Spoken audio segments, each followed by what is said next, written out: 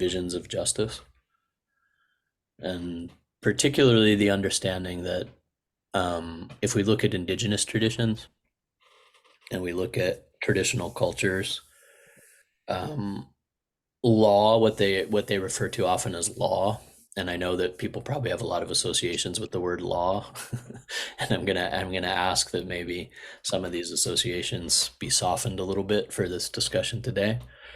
Um, that law isn't something arbitrary or abstract or something that's delivered from a abstract force on high that makes up arbitrary rules about how you should do this and shouldn't do that.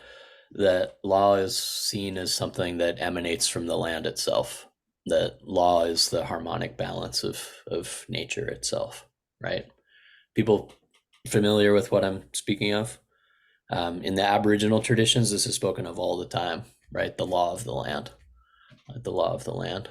Um, how nature unfolds in all of its diversity and multiplicity, but how it unfolds according to certain patterns and certain confluences and certain spirals in certain ways, that we start to understand cycles, that we start to understand that this is a universe of what you could call give and take, that this is a responsive universe, right? That the world responds, like for every action, there is an equal and opposite reaction, right?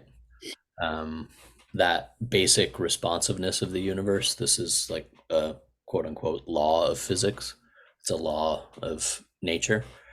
But it means, for example, it forms the basis of a lot of indigenous law systems, because it means what? It means that what we do to the earth has consequences.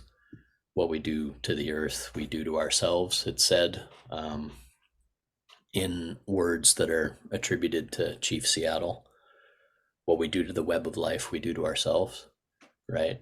So that's like, you know, in many indigenous visions, that's not like a theory, like that what we do to the web of life, we do to ourselves. Like I'm staying right now on Kauai and in the larger group of the Hawaiian Islands, and there's a particular bay where I spend a lot of time, and if the tide is uh,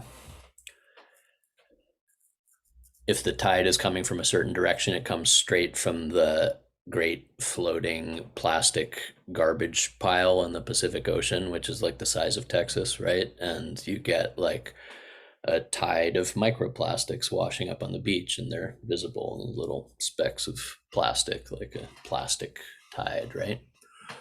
Um, yeah, this is not a universe in which we can like dump tons of things into the water and expect that the water isn't going to return those things right back to us.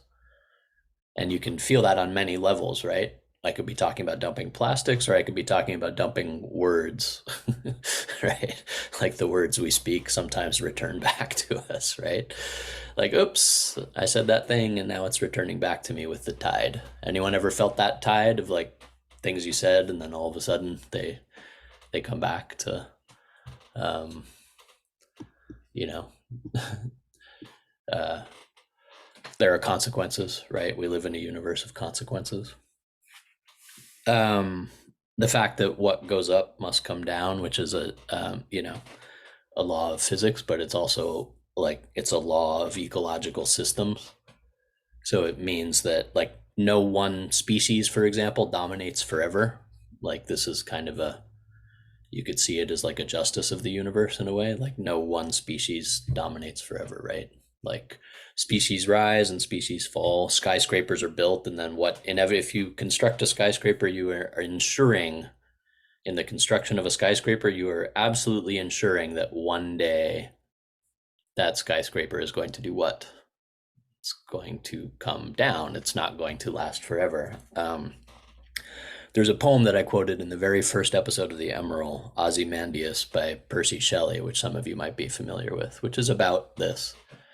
It's about how monuments